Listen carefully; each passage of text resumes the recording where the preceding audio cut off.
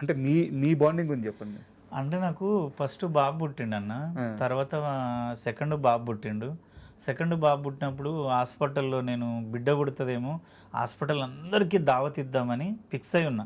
నాకు అమ్మాయిలంటే ఇష్టం అన్న. నేను టీవీ నైన్‌లో 5 ఇయర్స్ వర్క్ చేసిన. అందరిని చెల్లె అంట. నేను అనసూయని కూడా చెల్లినే అంట. బుజ్జి అంట అనసూయని కూడా. రష్మిని కూడా బుజ్జి అంట. బుజ్జి అంటే తెలంగాణలో చెల్లెల్ని బుజ్జి అంట, చిన్న పాపలాగా. ప్రేమగా పిలుచుకునే పదం అది. ఆడబిడ్డని ఆ ప్రేమ గౌరవంగా పిలుచుకోవడం. గౌరవంగా ప్రేమగా పిలుచుకునేది. నేను ఆడబిడ్డలని అందరినీ నాకు ఇష్టం. నాకు బిడ్డ పుడితే పట్టీలు వేయాలి, కాళ్ళ కడియాలు వేయాలి, పట్టు లంగాలు వేయాలి అని ఒక డ్రీమ్లో ఉంటుంటే నా చెల్లెల్ని అట్లే చూసుకున్నా. నాకు సెకండ్ సారి పుట్టకపోయేసరికి ఒక 15 రోజులు హాస్పిటల్కి వెళ్ళాలి నేను. నాకు వద్దు నాకు రెండోసారి కూడా మగబిడ్డ పుడితే నాకు వద్దు, బాబు వద్దు, నాకు వద్దే వద్దు అని మస్తు ఏడ్చిన.